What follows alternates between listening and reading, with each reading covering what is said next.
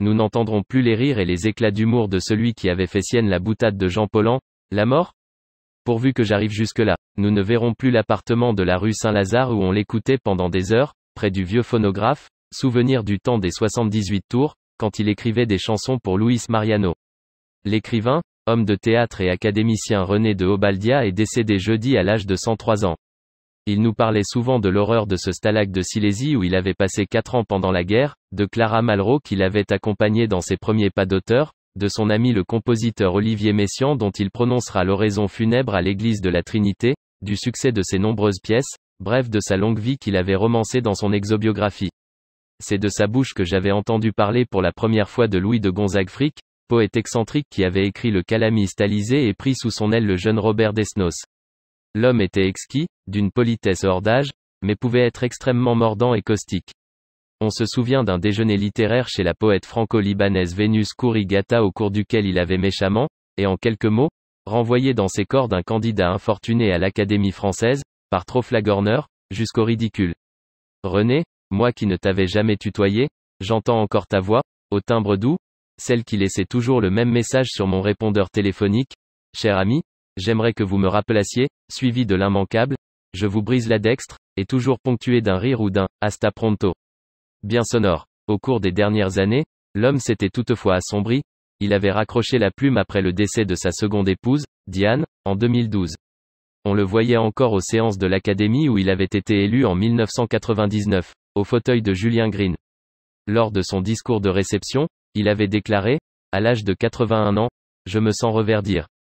Il fréquentait encore quelques bonnes tables, plus rarement quelques dîners en ville et était toujours présent aux réunions du jury du prix Casanova, chez Maxims. Veuf inconsolable, il nous disait souvent, à propos de Diane, c'était elle qui devait fermer mes yeux, mais voilà. Poésie, roman, récit, mémoire, pièces de théâtre et piécettes baptisées, Obaldiablerie. L'homme avait touché à peu près à tous les genres, pratiquant à merveille, selon le mot de Jean-Louis Bory, la littérature à l'hydrogène. En 2011, Grasset avait réuni en un volume de 1300 pages l'intégrale de son œuvre théâtrale, au rire libérateur, selon son expression. Quelques années après avoir publié son premier roman, Tamerlan des cœurs, Jean Vilar du TNP lui a mis le pied à l'étrier en mettant en scène Génousie, une comédie onirique, en 1960. Elle sera suivie du Satyre de la Villette, qui fit scandale, de Du vent dans les branches de Sassafras en 1965, qui vit le retour fracassant de l'inoubliable Michel Simon, de Monsieur Klebs et Rosalie et des bons bourgeois avec notamment la jeune Fanny Ardant.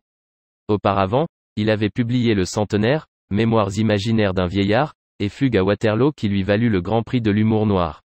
Proche par l'esprit de Raymond Queneau et de Jacques Audiberti, René de Obaldia pratiquait la poésie avec un naturel et un humour parfois déroutant. En témoignent ses recueils Innocentine, Sur le ventre des veuves ou encore La jument du capitaine, véritable bréviaire canularesque et aphoristique, sans oublier les désopilants sketchs poétiques baptisés Fantasmes de demoiselles, femmes faites ou défaites cherchant l'âme sœur. Né le 22 octobre 1918 à Hong Kong d'un père diplomate panaméen et d'une mère française, René de Obaldia était officier de la Légion d'honneur, commandeur des arts et lettres, officier de l'Ordre national du mérite, mais les distinctions dont il était le plus fier étaient celles-ci, commandeur de l'Ordre de Balboa et Grand Croix Manuel Amador Guerrero. Laissons-lui le mot de la fin, avec cet alexandrin qu'il considérait comme le plus beau de la langue française, cette langue qu'il aimait tant et qu'il a si bien illustrée. Le jet gélatineux geignait dans le jasmin.